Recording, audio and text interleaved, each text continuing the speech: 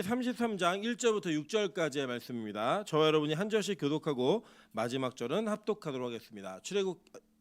출애굽기 33장 1절부터 6절입니다. 창세기 떠 있어요. 출애굽기 33장 1절부터 6절. 다들 지금 특세 때문에 정신이 없어가지고 출애굽기 창세기 구분 못하고 있습니다. 우리 교독합니다. 여호와께서 모세에게 이르시되 너는 내가 애굽 땅에서 인도하여 낸 백성과 함께 여기를 떠나서 내가 아브라함과 이삭과 야곱에게 맹세하여 내 자손에게 주기로 한 그 땅으로 올라가라. 내가 사자를 너보다 앞서 보내어 가나안 사람과 아모리 사람과 헷 사람과 브리스 사람과 히윗 사람과 여부스 사람을 쫓아내고 너희를 젖과 꿀이 흐르는 땅에 이르게 하려니와 나는 너희와 함께 올라가지 아니하리니 너희는 목이 곧은 백성인즉 내가 길에서 너희를 진멸할까 염려함이니라 하시니. 백성이 이 준엄한 말씀을 듣고 슬퍼하여 한 사람도 자기의 몸을 단장하지 아니하니 여호와께서 모세에게 이르시기를 이스라엘 자손에게 이르라. 너희는 목이 곧은 백성인즉 내가 한순간이라도 너희 가운데에 이르면 너희를 진멸하니 너희는 장신구를 떼어내라. 그리하면 내가 너희에게 어떻게 할 것인지 정하겠노라 하셨습니다. 이스라엘 자손이 호렙산에서부터 그들의 장신구를 떼어내니라. 아멘. 네, 우리 주변에 있는 분들에게 이렇게 한번 인사하도록 하겠습니다. 당신 때문에 힘이 납니다. 네, 우리 앞뒤로도 인사하겠습니다. 당신 때문에 힘이 납니다. 네, 여러분 아까도 우리 박매숙 권사님 기도해 주셨지만 필리핀에 너무 잘 다녀왔습니다. 하나님 은혜로 이렇게 때약빛은 없었고요. 태풍 개미가 필리핀을 강타하는 바람에 선교사님이 거기 40년을 계셨는데 이런 비를 처음 봤대요. 정말 이렇게 비가 그 천장을 다 뚫어버릴 정도로 막 그렇게 많이 와가지고요. 이렇게 자동차들이 떠다니는 이런 상황 속에 마닐라가 거의 폐쇄되다시피 그렇게 했습니다. 못 가가지고 수요일 날 저희가 목요일 비행기였는데 수요일 날 못 오는구나 그 생각을 딱 하니까 명수 집사가 너무 좋아하더라고. 특세로 또 빠질 수 있다는 생각하니까 막 너무 좋아해갖고 하나님이 또 그걸 보시고 햇빛을 딱 주셔가지고요 아주 무사히 잘 귀국했습니다. 은혜 가운데 잘 사역을 했고요. 성경 가르치는 사역과 청소년 사역도 그리고 또 우리 명수 집사님의 처음 갖는 사역도 하나님 다 은혜 가운데 잘 열어주셔서 다음을 약속하고 돌아왔습니다. 제가 자세한 얘기는 또 이제 시간이 될 때마다 조금씩 풀어드리고요. 여러분의 기도와 또 헌신과 또 우리 물질로 보태주신 모든 것들이 하나도 헛되게 사용되지 않고 하나님의 영광 가운데 잘 사용됐다라는 간증으로 또 고백으로 여러분 이게 제가 보고 드리고 또 하나님께서 우리에게 계속 일하실 것을 기대하는 그런 은혜가 있기를 주님의 이름으로 축원합니다.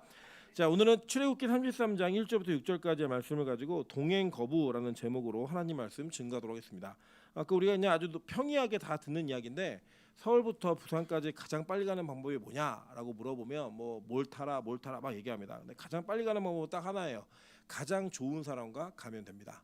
시간이 금방 쓱 가버려요.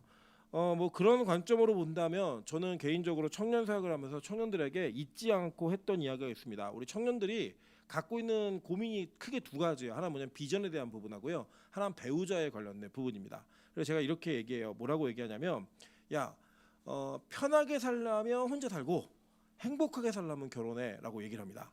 무슨 뜻인지 이해되시죠? 우리 옆에 있는 분들에게 이렇게 한번 얘기해요. 나 지금 되게 불편합니다. 근데 그러면서 얘기하신 거예요. 나 지금 근데 행복합니다. 이렇게 얘기하셔야 돼요. 왜냐면 누군가 함께 산다는 거 되게 불편해요. 사실요. 불편한데 그 불편 속에 행복이 있기 때문에 그 불편을 이겨내는 거지 같이 사는 건 편하다 불편하다 불편해요. 그래서 이게 제가 보면은 60대 그 중반부터 초반부터 이렇게 좀 지나다 보면 이렇게 각방을 쓰시는 부부들이 많이 나오세요. 근데 그게 뭐 애정이 식다 이런 거보다 이제 사랑할 만큼 사랑했고 계속 사랑하는데 이제는 우리 좀 편한 것도 같이 겸해보자라는 이게 서로의 합의들이 이루어지는 것 같아요. 그래서 이제 편하게 사시는 분도 있는 것 같습니다. 그런데 제일 힘든 건 뭐냐면 불편한 사람과 여행하는 거예요. 뭐 예를 들어 한번 생각해 볼게요, 여러분. 여러분 그 누군가 여러분과 함께 여행을 세계 여행을 시켜주는데 뭐 크루즈 여행 이런 거 하시는 거예요. 하는데 그 크루즈 여행을 하는데 여러분은 이 세상에서 가장 불편한 사람이랑 같이 여행을 30일 동안 한다고 한번 생각해 보세요. 그 여행이 아니에요? 고문이죠. 진짜 고문입니다. 오늘 저희 아내가 요 근래에 흑염소를 좀 먹었는데 이 흑염소가 여성들의 그 수족냉증 있는 사람 되게 좋은가 봐요. 저희 아내가 태어나서 처음으로 더위라는 것을 경험해 보고 있어요. 예, 그러면서 저한테 오늘 아침에 뭐라 그러냐면, 당신 태국에서 신혼여행 갔을 때 정말 지옥이었겠다 이렇게 얘기를 하는 거예요. 그래서 마음이 되게 섭섭한 거예요. 왜냐면 전 진짜 덥긴 정말 너무 더웠어요. 그래서 저는 신혼여행이 굉장히 힘들었습니다. 힘들었는데 저는 그 사랑하는 사람과 외국에 여행을 가가지고 같이 비행기를 타고 혼자 그 시간들을 같이만 보낸다는 게 즐거워서 그걸 다 감내냈거든요. 어느 정도였냐면 태국에서 선풍기를 못 틀게 했어요. 이 인간이 할 짓이 아니죠, 이거는. 그죠? 근데 그 일을 제가 경험하면서도 그냥 같이 있다는 것 자체가 그 기쁨이어서 그 시간이 힘들었지만 다시 가라 그러면 갈 거예요. 예. 다른 여자랑 그건 아니고요. 예. 다시 가라 그러면 갈 거예요. 근데 어쨌든 그 시간이 누구랑 같이 있느냐가 참 중요한 것 같습니다. 그래서 우리는 내가 누리고 있는 환경이 어떤 환경이냐라는 것을 생각하기 이전에 내가 그 환경을 누구랑 누릴 것인가를 한 번은 생각해 보는 게 우리 인생의 가장 가치 있는 몇 가지 중에 한 가지라고 좀 믿습니다. 그래서 저는 개인적으로 우리 빛가수공교회가 그렇게 세상의 관점으로 막 편하고 이런 즐거운 교회 아니에요. 그리고 그 편하고 즐거운 교회는 제가 몇 군데 소개해 드릴 수는 있습니다. 그런데 저는 한 가지는 분명히 약속드릴 수는 있어요. 저는 빛가수공교회를 여러분과 함께 가장 행복한 교회로 만들기 위해 최선을 다할 겁니다. 그리고 그 행복이 우리 안에 있으면 어떤 환경에 어려움이 있다 할지라도 그 행복함이 저와 여러분의 인생에 되게 중요한 가치가 될 거라고 전 믿습니다. 그렇게 우리가 이 땅을 살아가는 지혜가 있는데 그런 지혜의 출발은 바로 성경에서부터 시작하고 있다는 걸 꼭 기억하셔야 돼요. 오늘 저는 이 말씀을 통해서 우리 성도들이 이 땅을 어떻게 살아가야 되는가, 그리고 여러분과 저와의 구원의 문제가 하나님과의 어떤 관계 속에서 이루어지는가를 다시 한번 살펴보고 우리 안에 그 구원의 기쁨을 누릴 수 있는 기회를, 그리고 그 고민을 다시 한번 하시는 은혜가 있기를 주님의 이름으로 축원합니다. 자, 오늘 말씀을 보면 성경에 이렇게 이야기합니다. 이미 이 32장의 죄악으로 인하여 하나님께서 무언가 한 가지 결단하신 것 같아요. 어떤 결단이냐면 이렇게 말씀하셨어요. 33장 1절을 볼게요. 여호와께서 모세에게 이르시되 너는 내가 애굽 땅에서 인도하여 낸 백성과 함께 여기를 떠나서 내가 아브라함과 이삭과 야곱에게 맹세하여 내 자손에게 주기로 한 그 땅으로 올라가라라고 얘기하셨습니다. 자, 이 장면의 이 이야기는요, 굉장히 우리에게 많은 것들을 시사하고 많은 것들을 고민하게 만드는 내용입니다. 왜냐하면 하나님께서 이 백성들하고 한 약속을 지키시는 거예요. 이게 뭐냐면 우리는 어떤 신의와 약속을 할 때 그 약속에 대한 관계성을 전제로 하는 경우가 참 많이 있습니다. 그래서 이 약속의 당사자들 사이의 관계성이 무너지면 그 약속을 안 지키는 경우가 태반이에요. 여러분 대부분 다 그렇습니다. 사랑할 때는요, 어떤 약속이든 지키려고 되게 많이 노력을 해요. 그런데 그 사랑하는 마음이 식어버리면 그때 했던 약속 지킨다 안 지킨다? 안 지켜요. 여기 여성분들 굉장히 많은 분들이 속아서 결혼하신 분도 있습니다. 결혼하면 손끝에 물 한 방울 안 묻히게 해줄게 라고 얘기했다가 지금 어떻게 해요? 물에 담그고 사시죠, 그죠? 빨래하고 설거지 이런 거 물에 담그고 사시는 분들이 굉장히 많으세요. 왜 그러냐면 저는 근데 그 남자들이 거짓말했다고 생각하지 않아요. 그때 진심이었어요. 정말 하늘의 별이라도 따다줄 기세로 진심이었다라고 저는 믿습니다. 저도 그랬으니까요. 그런데 그 시간이 지나서 뭔가 익숙해지기 시작하고 원래 처음에 관계성에 균열이 가기 시작하면 우리는 그 약속을 기억한다 잊어버린다.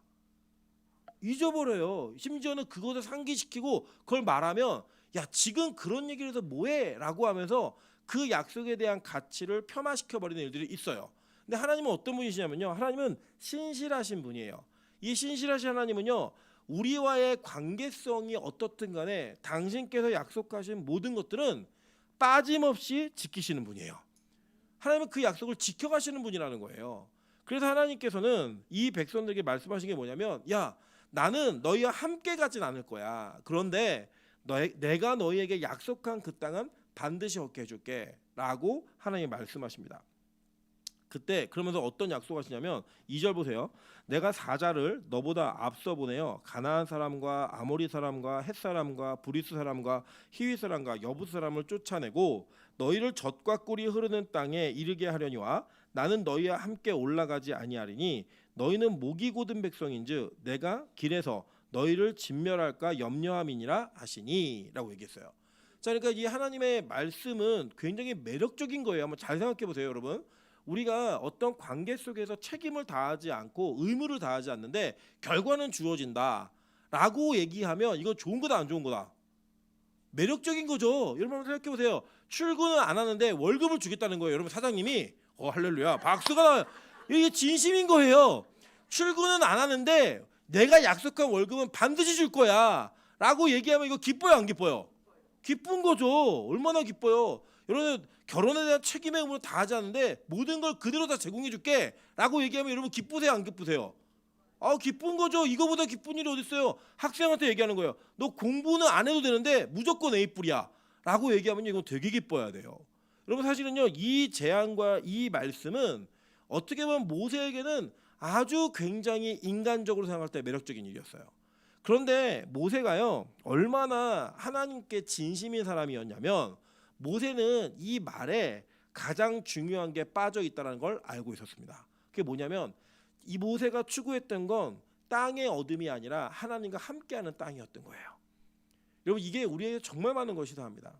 우리 대부분은요 신앙이라는 것을 가질 때 그 신앙의 동기가 순수한 동기로 출발하는 사람이 거의 없습니다. 왜냐하면 교회는 어떻게 오는 거냐면요 처음에 이렇게 와요. 교회 가면 잘생긴 오빠가 있다더라, 예쁜 누나가 있다더라, 교회 가면 간식을 준다더라, 교회 가면 무언가 편의가 제공되어지고 배려받는 부분이 있다더라, 관계성이 있다더라 라고 하는 수많은 거짓말에 꼬임을 받아 옵니다. 교회 봤더니 잘생긴 오빠가 있었어요 없었어요? 없었잖아요.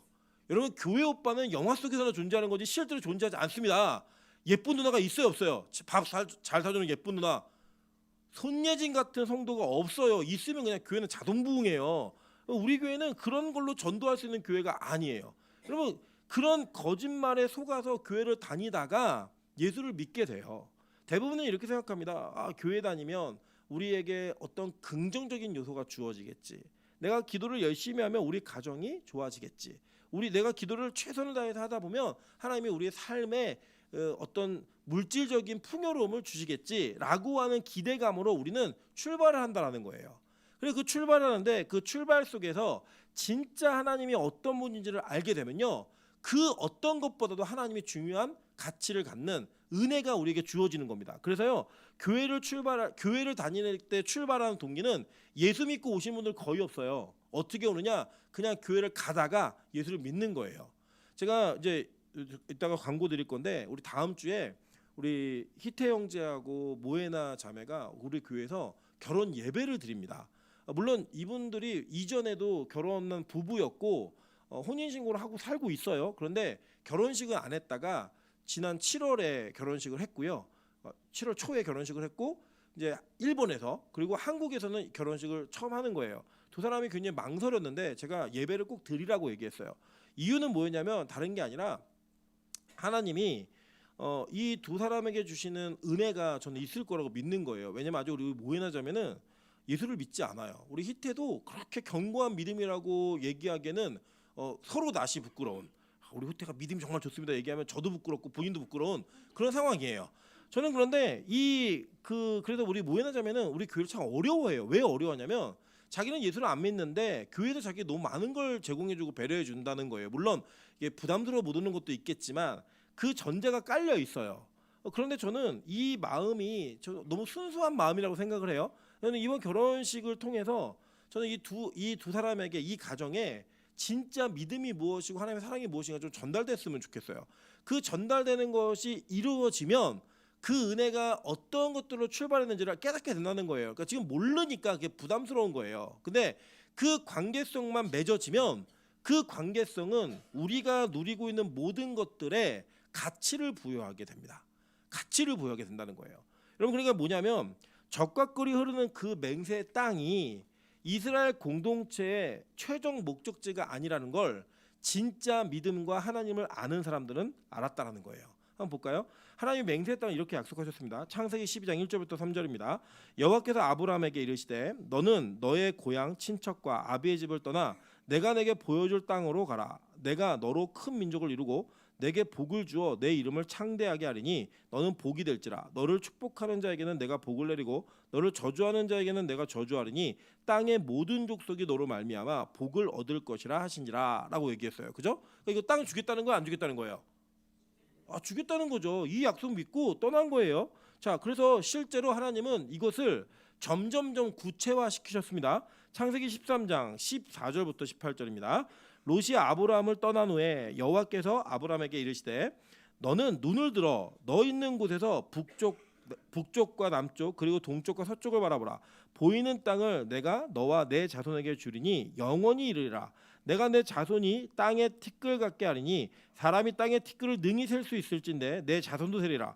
너는 일어나 그 땅을 종과 횡으로 두루 다녀보라. 내가 그것을 너에게 주리라. 이에 아브라함이 장막을 옮겨 헤브론에 있는 마물의 상수리 숲불에 이르러 거주하며 거기서 여호와를 위하여 제단을 쌓았더라라고 얘기했어요. 자, 처음에는 하나님이 내가 내게 보여줄 땅으로 가라라고 얘기했는데 실제로 사도행전을 보면 그가 갈 바를 알지 못하고 출발했다고 얘기해요. 근데 하나님이 실제로 그 땅에 들어가게 하셨고 들어가서 롯이 떠난 후에 야, 너 동서남북 바라봐. 네가 눈에 보이는 모든 땅 내가 다 줄게 라고 얘기하신 거예요. 그러면서 내가 눈에 보이는 그 땅을 동서남북으로 다녀봐. 종으로 횡으로 다녀봐라. 그러면 그 다니는 거 구경해 라고 이미 첫 번째 정탐을 아브라함에게 시키신 겁니다. 그래서 아브라함이 뭘 했냐면요, 집을 짓지 않았어요. 왜 집을 안 졌냐면 한번 생각해 보세요. 여러분, 이런 거예요. 하나님이 여러분에게 지금부터 이 우리 건물 꼭대기에 올라가서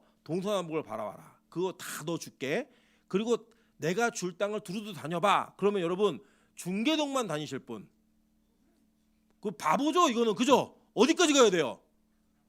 강남까지. 안 보여도 그냥 가는 거예요. 그냥 내가 다니는 땅은 다 내 땅이니까 거기에서 중지하고 집을 짓는다. 이거는 하나님의 약속도 안 믿는 거지만 지혜도 없는 사람이에요.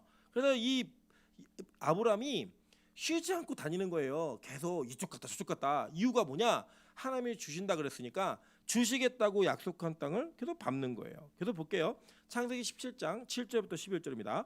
내가 내 언약을 너와 너 및 내 대대 후손 사이에 세워서 영원한 언약을 삼고 너와 내 후손의 하나님이 되리라. 내가 너와 내 후손에게 내가 거류하는 이 땅 곧 가나안 온 땅을 주어 영원한 기업이 되게 하고 나는 그들의 하나님이 되리라. 하나님이 또 아브라함에게 이르시되 그런즉 너는 내 언약을 지키고 내 후손도 대대로 지키라. 너희 중 남자는 다 할례를 받으라. 이것이 나와 너희와 너희 후손 사이에 지킬 내 언약이니라. 너희는 포피를 베어라. 이것이 나와 너희 사이의 언약의 표징이니라 라고 얘기했어요. 하나님이 이제는 약속의 증표까지 주신 거예요.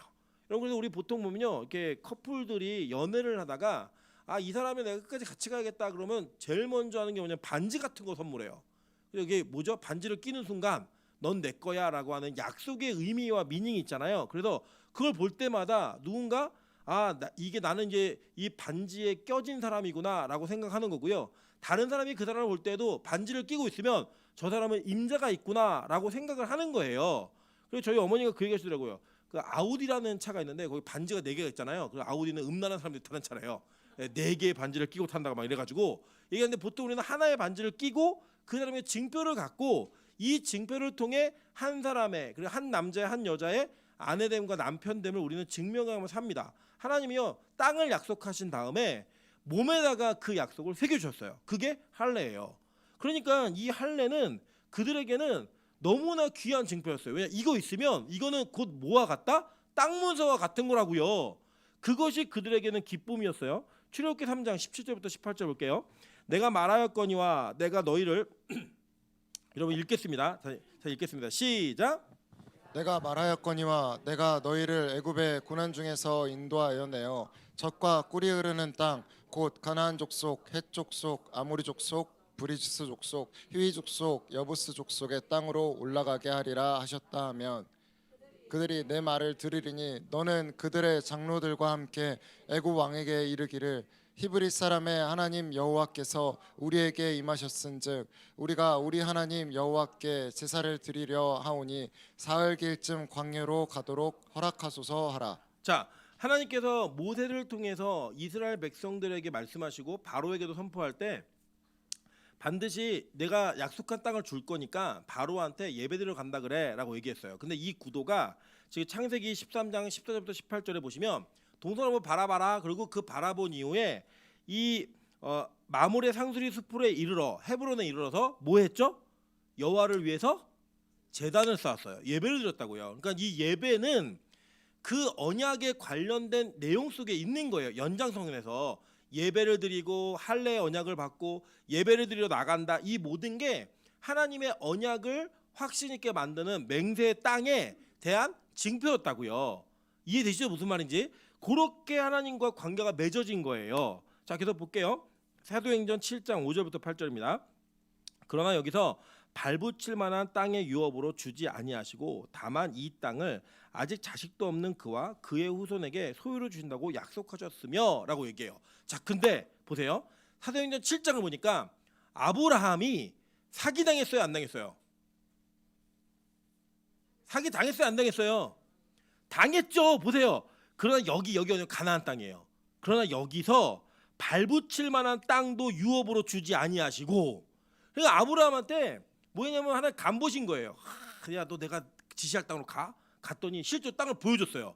땅도 보여주고. 보통 사기꾼이 어떻게 해요? 보여주잖아요. 보여주고 막 다녀봐, 만져봐, 다 시켜준 거예요. 다 시켜준 다음에 땅 줬어요, 안 줬어요? 안 줬다고요. 하나님이 맨날 우리한테 복 준다고 복 받았다, 안 받았다? 무슨 복을 얘기해 보세요. 무슨 복을 받았는데요? 우리가 기대하고 하나님이 약속한 그 복이 우리한테 안 오는 것 같잖아요. 아니, 안 왔잖아요. 사실 솔직히 말씀드리면 여러분, 구약에 보면 뭐 다 거부가 됐다, 뭐 재산이 일어났다 이런 얘기 있으면 우리 막 기대가 되잖아요.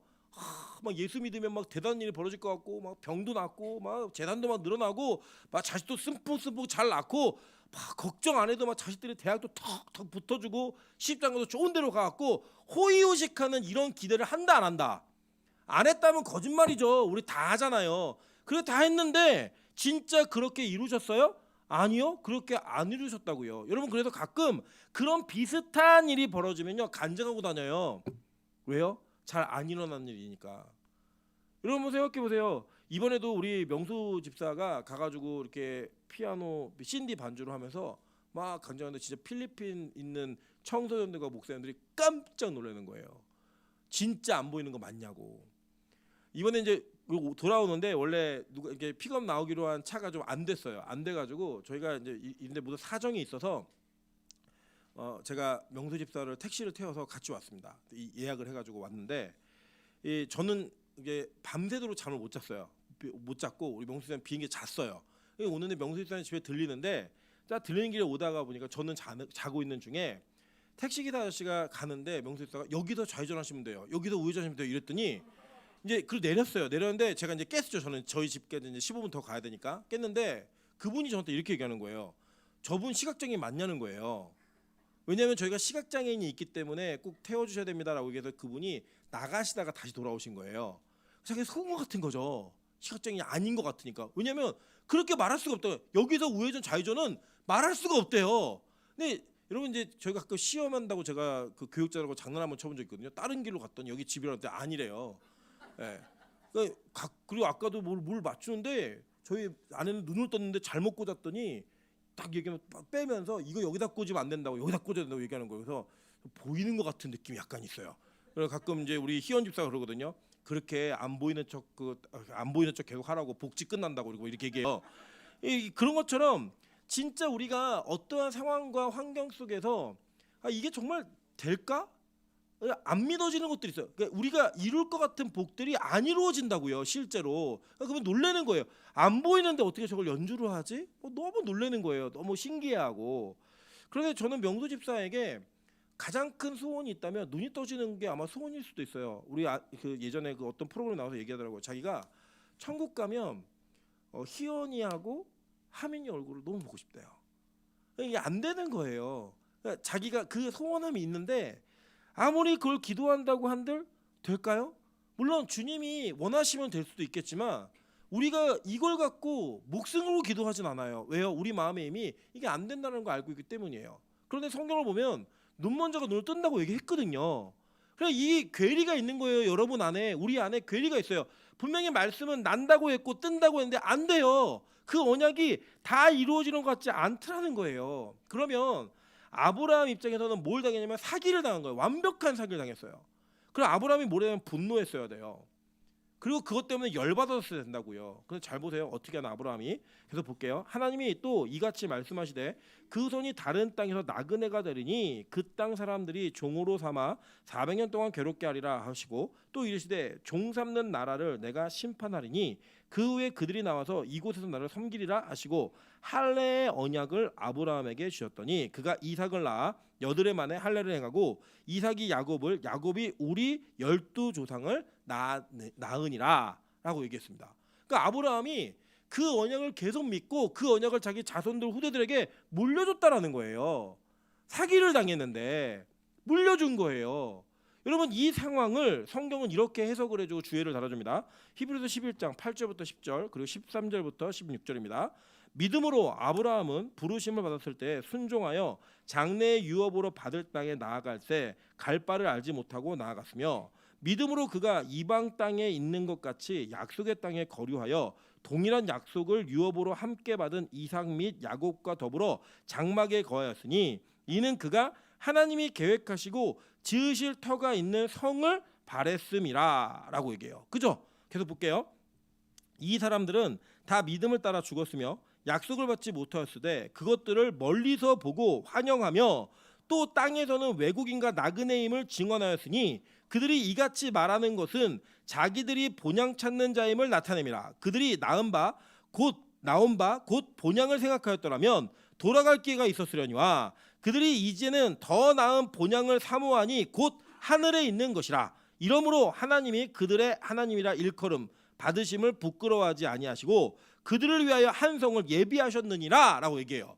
그러니까 아브라함은 자기가 눈으로 보고 발로 밟았던 그 땅이 실체가 아니라는 걸 안 거예요. 그래서 실체는 뭐냐? 하늘에 있는 그 성이 실체임을 깨달은 거예요.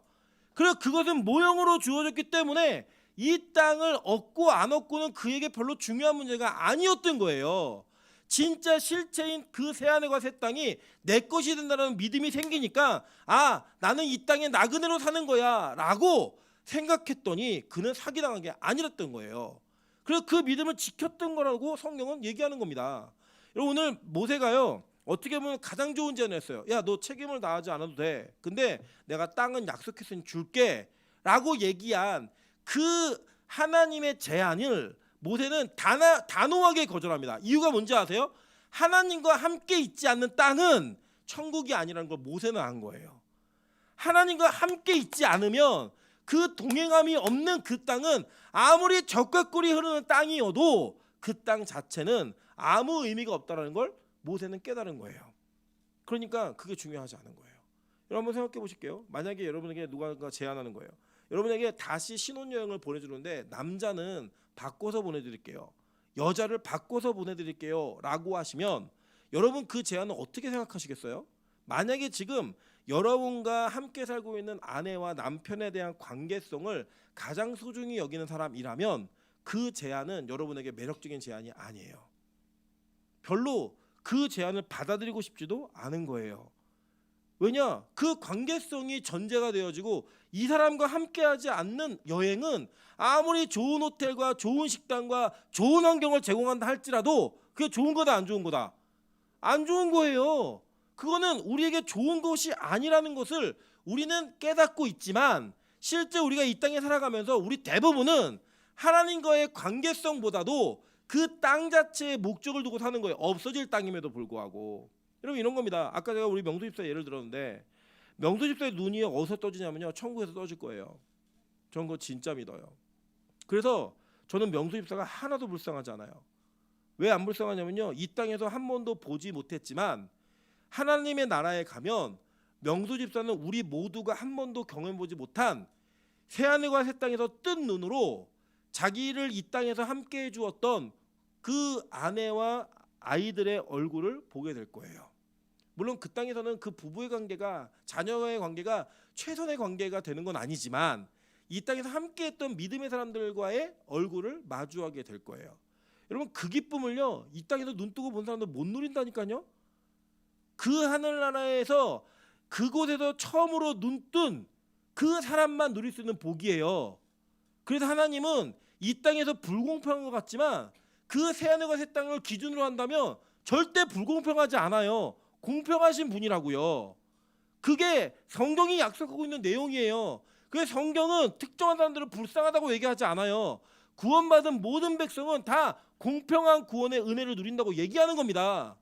여러분 그래서요 하나님의 나라를 소망하며 지금 이 땅에서 내가 눈을 뜨는 곳에 집중하지 않아요. 그 나라에 갈 수 있는 방법과 그 나라에 가고 있는 여정 속에 하나님과 함께하는 그 은혜를 가장 사모하게 돼 있다고요.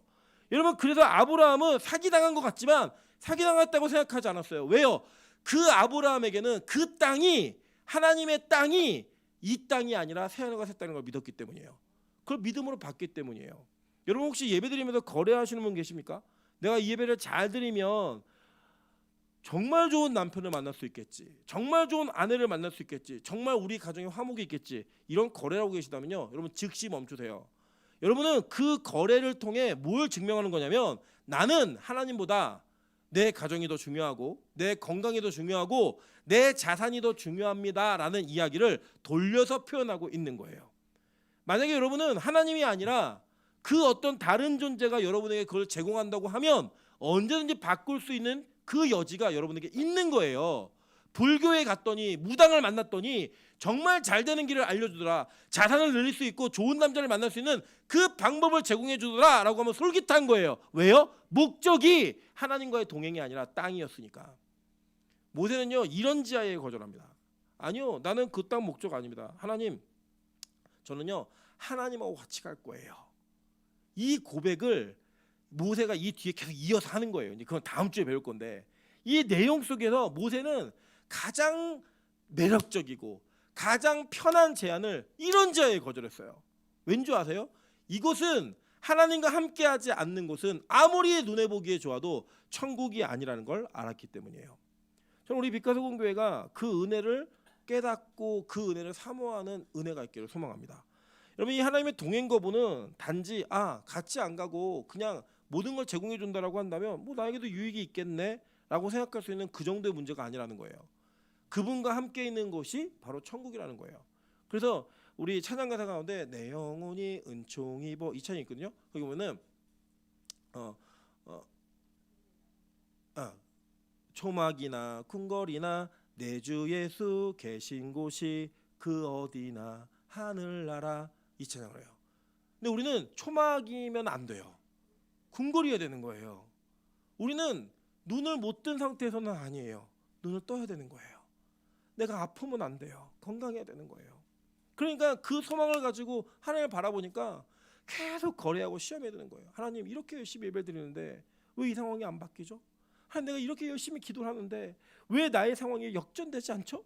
하나님, 내가 최선을 다해 주님을 섬기면서 봉사하고 있는데 왜 우리 집은 계속 어렵죠?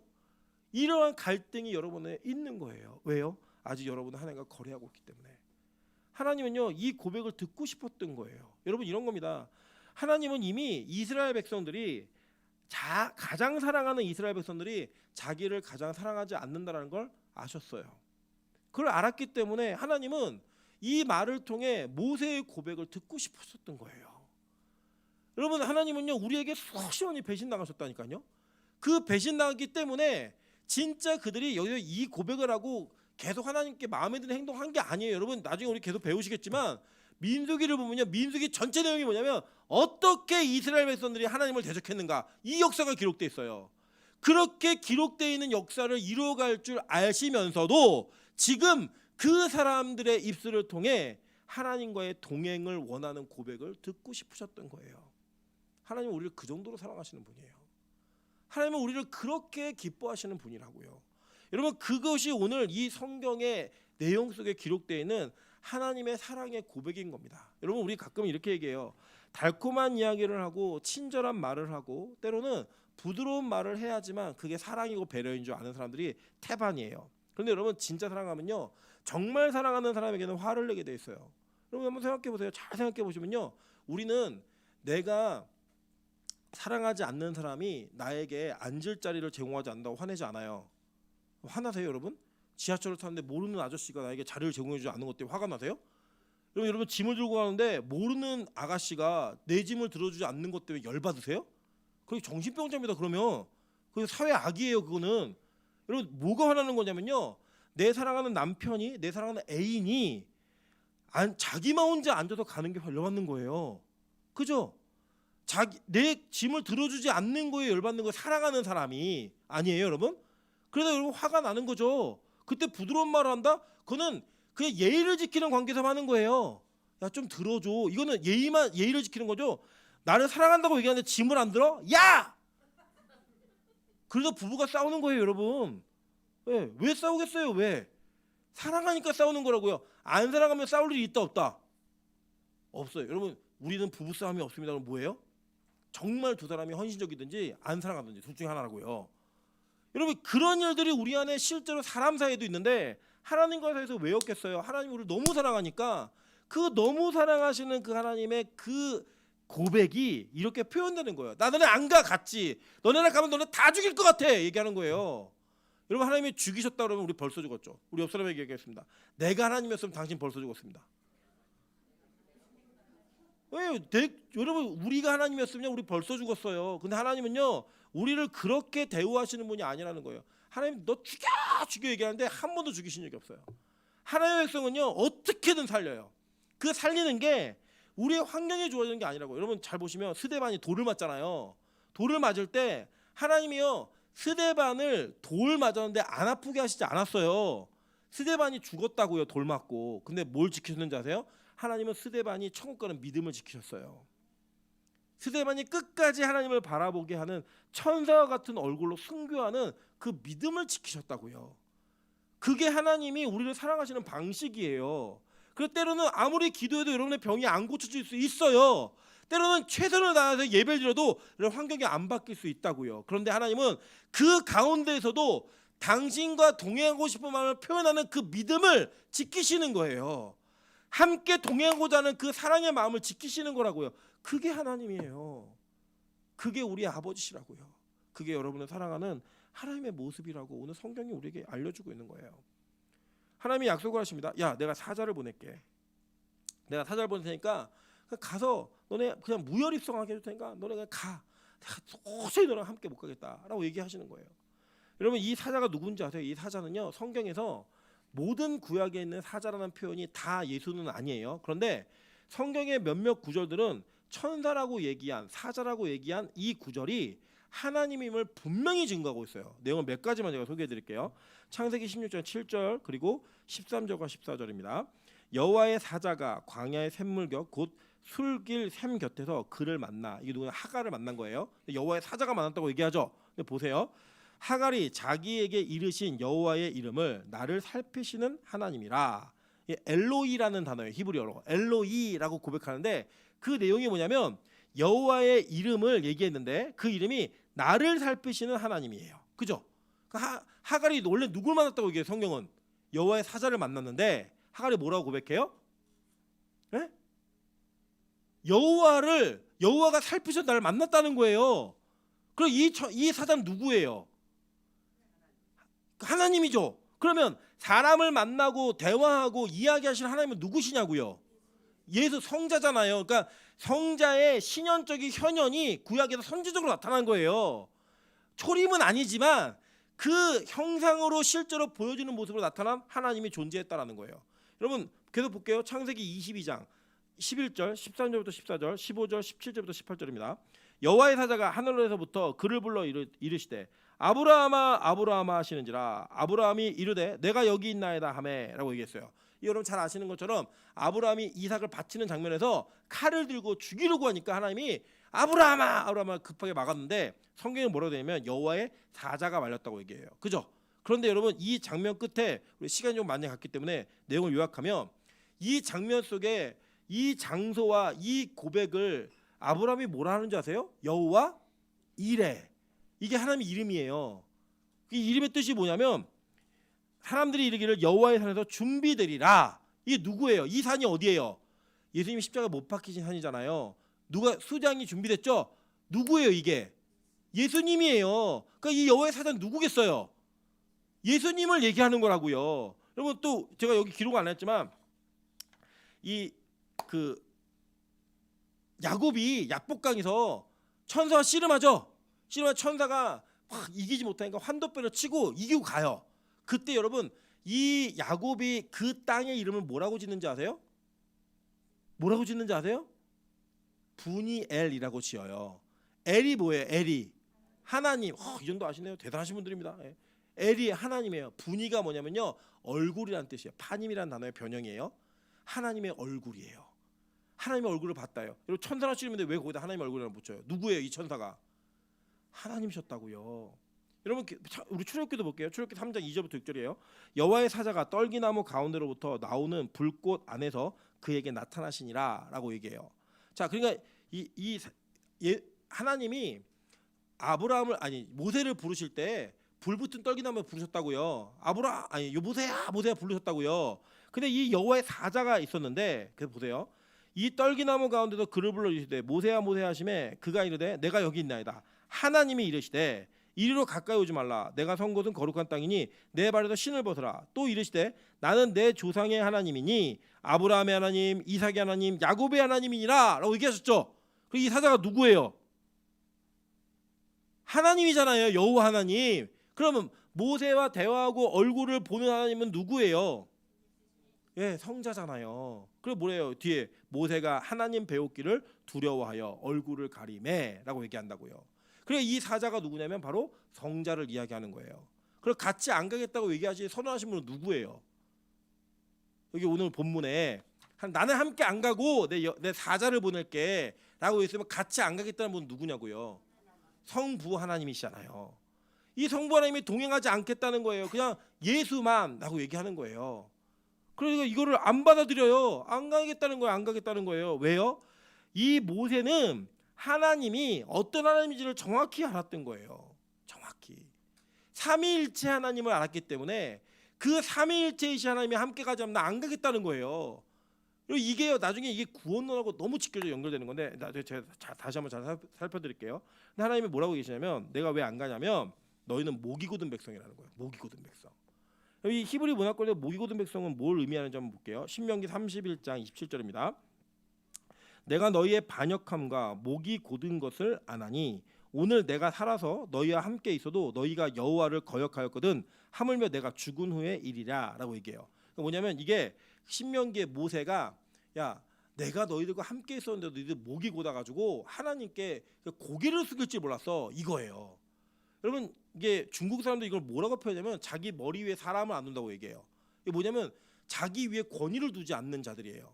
여러분 제가 보면은 정말 그 매너가 없는 분들이 가끔 계세요. 교회 안에서도 우리 교회는 없는데 인사를 안 받는 분들이 계세요. 인사를 해도 뭐 내가 소심해서 그래요. 뭐 이렇게 그게 아니라 누가 인사를 하는데 인사를 받질 않아요. 이거 뭐냐면 자기가 가지고 있는 자기의 위치와 이 모든 것들을 상대보다 우위에 있어서 누군가 나에게 호의로 인사를 해도 그 인사를 거절하고 무시해도 된다고 생각하는 거예요. 그 뭐냐 교만의 상징이에요. 똑같아요. 마찬가지예요. 그래서 볼게요. 신명기 9장 6절부터 8절입니다. 그러므로 내가 알 것은 내 하나님 여호와께서 내게 이 아름다운 땅을 기업으로 주신 것이 내 공의로 말미암음이 아니니라. 너는 목이 곧은 백성이라. 그러니까 자기 했다고 생각하는 거예요. 그 뭐예요? 다 목이 곧은 백성이라는 거예요. 교만이죠. 너는 광야에서 내 하나님 여호와를 경노하게 하던 일을 잊지 말고 기억하라. 내가 애굽 땅에서 나오던 날부터 이곳에 이르기까지 늘 여호와를 거역하였으되. 하나님 말 듣는다 안 듣는다? 안 듣는 표현을 뭐라고 얘기하는 거예요? 목이 곧은 백성이라고 얘기하는 거예요. 그럼 가끔 보시면요 이런 게 있어요. 저는 제가 이게 목이 곧은 백성에 가까운 사람이에요. 근데 저에게 하나님이 은혜를 주신 게 뭘 은혜를 주셨냐면 저는 그런데 성경 말씀 앞에서는 절대 저의 고집을 주장하지 않아요. 저에게 주신 은혜예요. 제가 죽지 않고 살 수 있는 이유고 목회자가 될 수 있는 이유예요. 뭐냐면 저는 참 교만한 사람이에요. 남의 말 잘 안 들어요. 저는 제가 확인하고 제가 확신을 가져야지만 그걸 믿는 사람이에요. 그런데 제가 그런 과정을 겪지 않아도 인정하는 게 뭐냐면 하나님의 말씀이에요. 저는 하나님의 말씀에서 이렇다고 얘기하면 그게 제 고집과 부딪혔을 때 저는 그 고집을 꺾어요. 저는 그래서 여지껏 살았어요. 안 그래도 벌써 죽었다니까요. 여러분 그게 뭐냐면 우리가 이 땅에 살아가면서 어떤 태도를 하는가 동행해야 되는가의 문제예요. 하나님과 동행 쉽지 않아요. 누군가와 함께 동행한다라고 하는 것은 그 동행 속에서 관계성이 이어져야 되는데 그 관계성이 이어지는 것은 내가 가지고 있는 것들을 다 주장해서는 안 돼요. 그래서 제가 초반에 말씀드린 게 뭐냐면요. 이거예요. 결혼을 하면 불편해요. 그런데 행복하다고 얘기했죠. 그러면 편하게 살려면 어떻게 하면 돼요? 혼자 살면 돼요. 나 편하게 사는 게 좋다. 혼자 사세요. 예. 왜 그러냐면 그 혼자 살 때는요. 내가 가지고 있는 기준을 바꿀 필요가 있다 없다? 없어요. 굳이 왜 바꿔요? 내가 3시에 자고 싶으면 3시에 자고 4시에 자고 싶으면 4시에 자고 밤새도록 자고 싶으면 밤새도록 자고 밤새도록 놀고 싶으면 놀고 그러면 돼요. 그런데 나에게 아내가 있고 남편이 있으면 밤새도록 나가 놀 수 있다 없다? 못 놀아요. 어떻게 밤새도록 혼자 나가서 놀아요? 상대가 있으면 그게 안 되는 거잖아요. 그러면 약속한 걸 지켜야 되는 거예요. 그 두 사람의 룰이 생겨요. 10시까지 들어와. 근데 이제 명령하지 마시고 10시까지 들어왔으면 좋겠어. 이거 10시다. 뭐 이런 거 문자 보내지 마시고 여보 나 당신 기다리고 있어. 이렇게 얘기를 하면 좋은데 우리는 그걸 다 명령을 해요. 근데 어쨌든 그거를 불편해요. 그럼 맞춰야 되니까 나를 희생해야 돼요. 나를 바꿔야 된다고요. 하나님과의 동행의 조건은 뭐냐면요. 하나님께 순종이에요. 하나님께 순종하는 거예요. 그게 되면 하나님과 동행할 수 있어요. 근데 이게 잘 된다 안 된다? 안 되니까 우리 목이 뻣뻣한 거예요. 내 주장이 항상 옳은 거예요. 보세요. 잠언 29장 1절에 이렇게 우리 예언합니다. 자주 책망받으면서도 목이 곧은 사람은 갑자기 패망을 당하고 피하지 못하리라. 여러분 그래서요. 어떤 손해가 있냐면요. 사람 사이에서도요. 말을 했는데 듣질 않잖아요. 그러면 2번 3번 말하다가 말 안 해요. 언제 말하냐? 망해야 말해요. 안 들으니까요. 안 들어요. 듣질 않아요. 괜히 얘기하면서 싸움밖에 안 돼요. 그러면 뭐 해야 돼요? 냅두는 거예요. 그냥 언제까지요? 자기 고집대로 하다 망할 때까지. 그래야 듣는다고요. 그래서 성경 잠언을 얘기하는 거예요. 자주 책망받아서 목이 곧은 사람은 패망까지 간다는 거예요. 패망까지. 그때까지 가야 정신 차린다는 거예요. 여러분 우리 이 이스라엘 백성들이 그랬다니까요. 하나님의 말씀이 중요한 게 아니라 자기들의 기분이 중요했어요. 자기들 감정이 중요하고 생각이 중요했어요. 걔도 그 일하는 거예요. 하나님이 얘기하는 거. 너 못 가겠어. 도저히 못 가겠어. 그러니까 하나님이 동행하지 않는 사람은 어떤 사람이냐? 교만한 사람이에요. 목이 곧은 사람이에요. 순종할 줄 모르는 사람이고 하나님의 말씀을 듣지도 않고 남의 이야기를 듣지도 않는 사람이라고요. 여러분 잘 보시면요. 하나님은요. 말씀으로도 말씀하시지만 대부분 그 말씀을 사람의 입술을 통해 말씀하세요. 이게 그렇다고요. 그래서 자기 머리 위에 사람을 안 두는 사람은요. 망할 가능성이 진짜 커요. 왜냐? 그 사람은 하나님이 누구를 통해 말씀하실 때 들리지가 않기 때문이에요.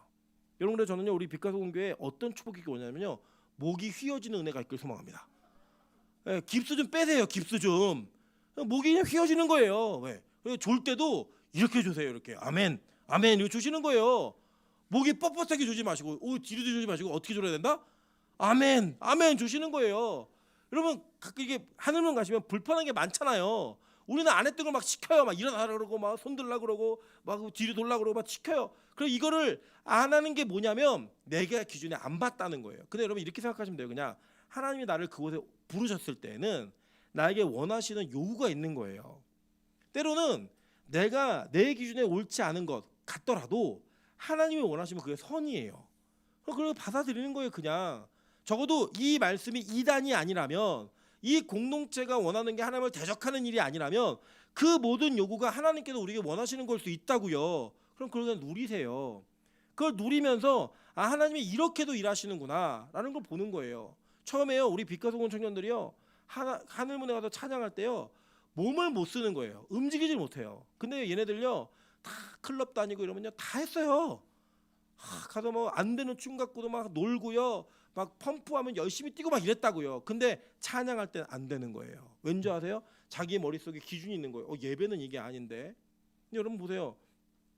다윗처럼 예배하는 게 어떤 예배인지 아세요? 이번에도 우리 명수 집사가 가가지고 이제 우리 명수 집사는 이렇게 노래하는 거에 또 욕심이 많아요. 그래서 이제 찬양을 하는데 찬양을 하면서 춤을 막 추는 거예요. 근데 너무 좀 미안한 표현이지만 춤을 되게 못 춰요.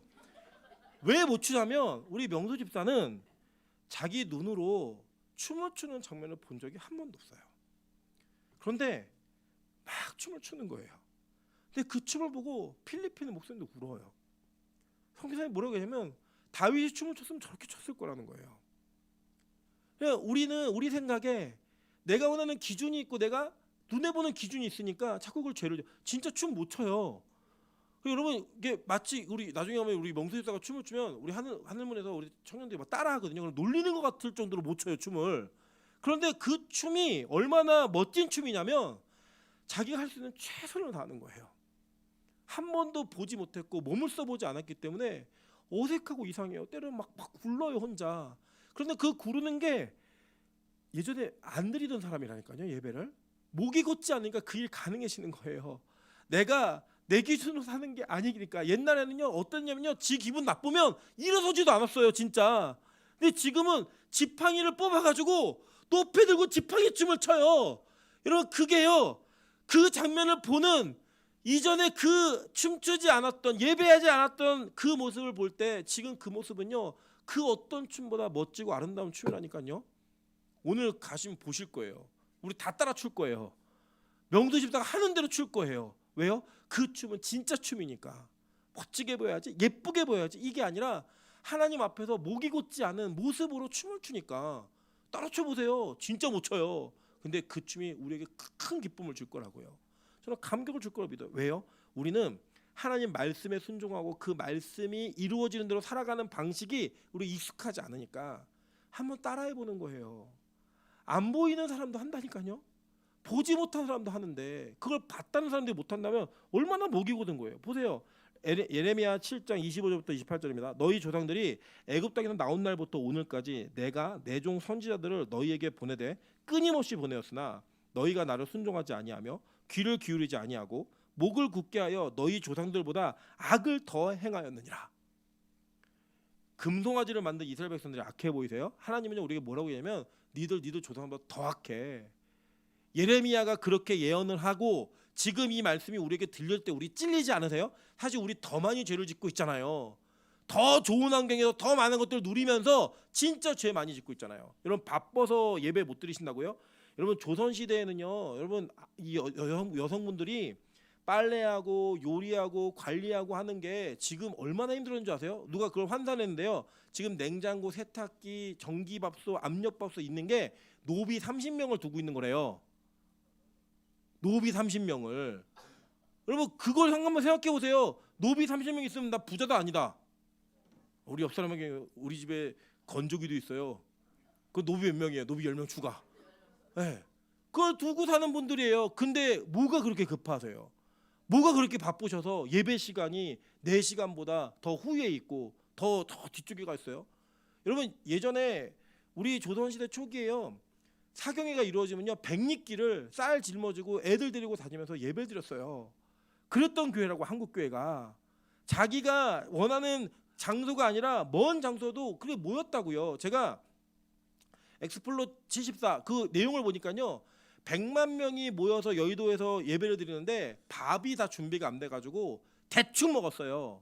철야기도를 목에게 뜯기면서 그 철야기도를 했어요. 그렇게 기도했던 한국교회가 언제부터 그렇게 좋은 환경이 아니면 예배를 안 드리는 그런 모습이 되었죠? 우리 목이 너무 고다신 거 아니에요? 우리는 우리 조상들보다 더 죄를 많이 짓고 있다고요. 더 많은 죄악 가운데서 하나님께 대적하고 순종하지 않고 내 원하는 기준으로 살아가고 있는 우리들, 그 우리들을 성경 오늘 폭로해버리는 거예요. 그런 사람들은 뭐예요? 하나님과 동행할 수 없다라는 거예요.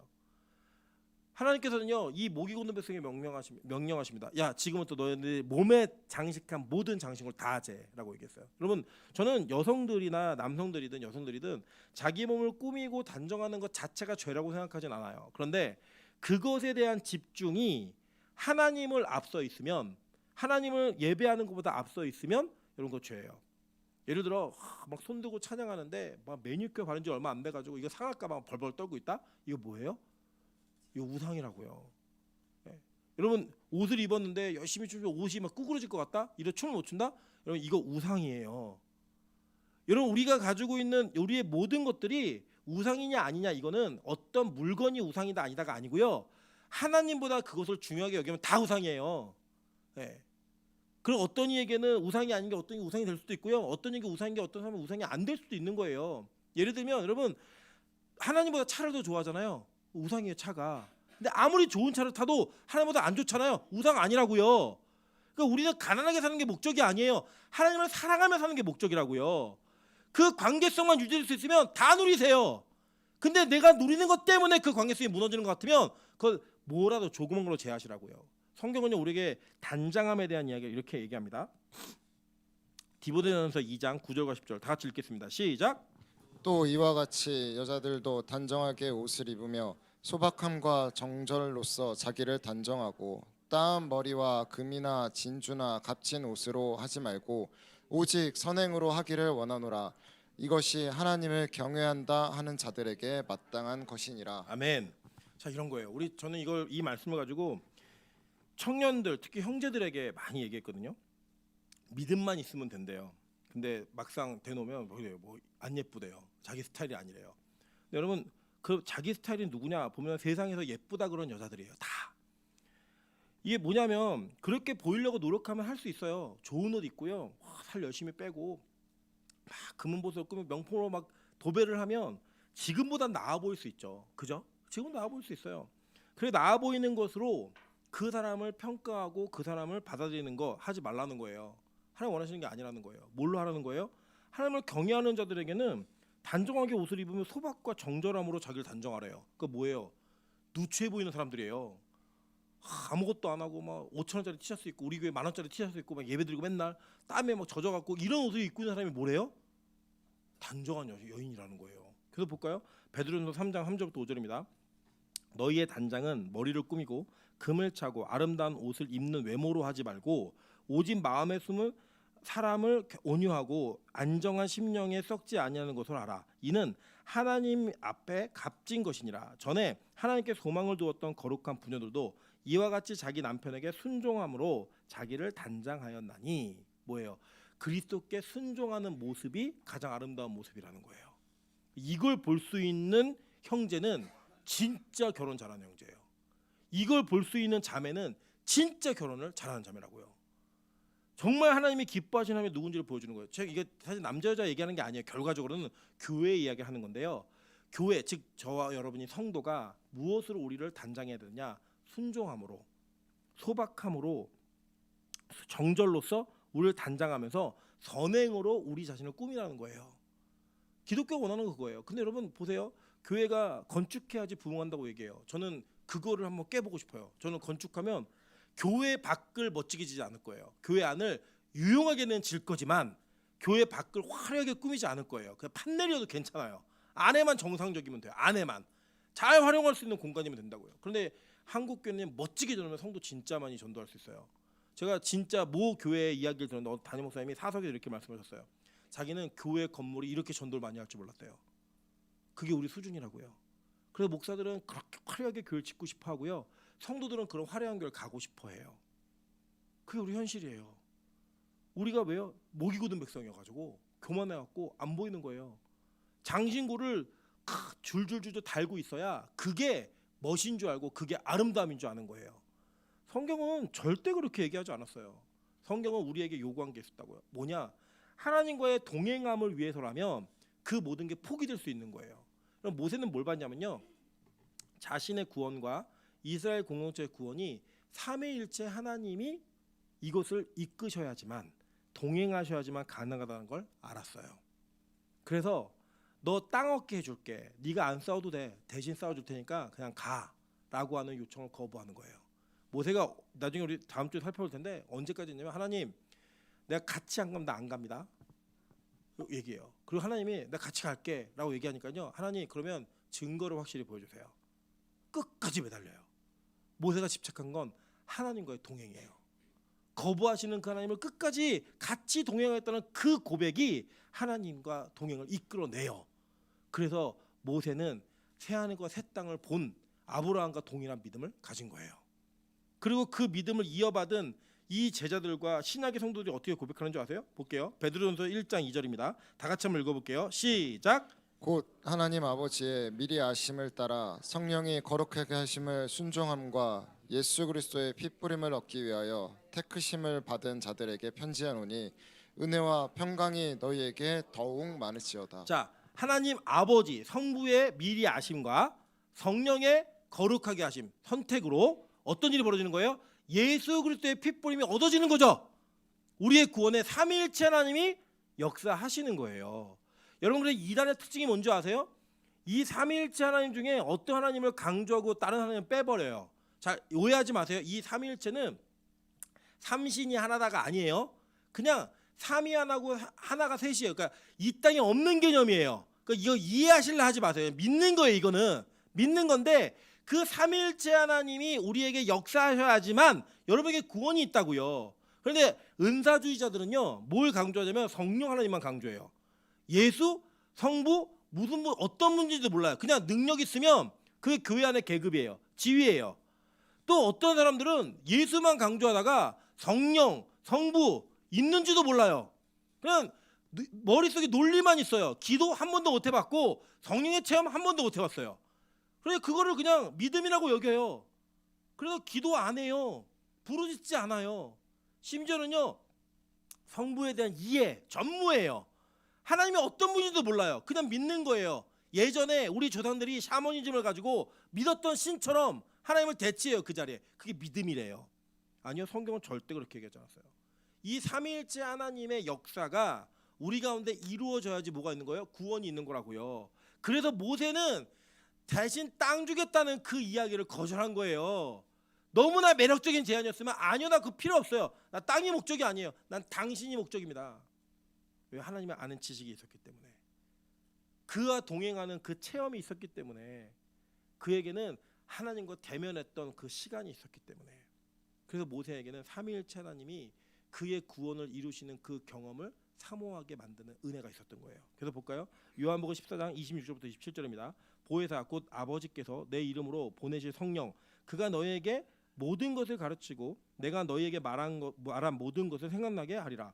평안을 너희에게 끼치노니 나의 평안을 너희에게 주노라. 내가 너희에게 주는 것은 세상이 주는 것 같지 아니하니라. 너희는 마음에 근심하지도 말라, 두려워하지도 말라라고 얘기했어요. 여러분, 이런 겁니다. 저는 제 사역은 성경 말씀을 가르치는 것에 가장 큰 비중이 있어요. 물론 모든 것이 다 균형이 있으면 좋겠지만 하나님 각자에 맡겨주신 게 있기 때문에, 그래서 제가 이렇게 기도와 말씀을 가르치고 성경을 가르치는 일을 저는 가장 즐거워하고 가장 기뻐요. 그 시간이. 그런데 그것만큼 제가 기도를 더 해야겠지만 그것만큼 우리 교회는 기도하는 시간과 부르짖는 시간 그리고 찬양하는 시간이 비교적 적은 교회예요. 그래서 우리 교회가 특별 집회를 가는 이유는 우리의 부족한 영역들을 채워가는 경험과 은혜를 누리기 위해서예요. 여러분, 제가 목회하는 스타일이 맞을 수도 있고 안 맞을 수도 있어요. 그러나 여러분에게 이전에 경험했던 신앙과는 다른 말씀을 듣게 하고 그 말씀을 채워주시는 이유가 뭐냐면, 여러분에게 삼위일체 하나님이 역사하시는 가운데 필요한 부분들 채워가시는 거예요. 그걸 채워가시면서 그 하나님을 알게 되면 여러분의 구원이 온전해진다니까요. 여러분, 우리가 예배 끝나면 축도를 합니다. 그 축도할 때 그 축도가 어떻게 이루어져 있냐면요, 보세요. 고린도후서 14장 13절이에요. 주 예수 그리스도의 은혜와 하나님의 사랑과 성령의 교통하심이 너희 무리와 함께 있을지어다. 삼위일체 하나님에 대한 고백이 있는 거예요. 이 고백 속에 내가 동행하는 하나님이 어떤 분인지를 알아야 진짜 구원이 임하는 거예요. 그 은혜가 있는 거라고. 이게 모른다고요? 모르시면 여러분 아직 구원이 완전한 게 아니에요. 저 확신 있게 얘기할 수 있어요. 여러분, 그 하나님이 어떤 분이신지, 그 성자가 어떤 분이신지, 성령이 어떤 분이신지 모르고 체험이 안 돼 있다? 구원 못 받으신 거예요. 여러분, 저는 여러분에게 구원이 임하길 소망합니다. 그 하나님과의 동행이 지금 이 순간부터 주님 오시는 그날까지 계속되기를 소망합니다. 그 소망을 위해서, 그 훈련을 위해서 특별집회 이번 주 마지막 주간이거든요. 꼭 하루라도 참석하셔서, 하나님, 내가 정말 이 머릿속에만 하나님이 있는 사람인데 내가 좀 바뀔 수 있게 좀 도와주십시오. 하나님, 내 목적이 예수 믿고 잘 되는 게 목적이 아니라 그냥 하나님 당신을 알고 싶습니다. 내가 그 당신과 동행하는 게 내 목적입니다. 그 목적이 되었을 때 하나님은 여러분을 구원의 자리로 이끄실 거예요. 그런 은혜가 있는 저 여러분 되시기를 주님의 이름으로 축원합니다. 제가 하자면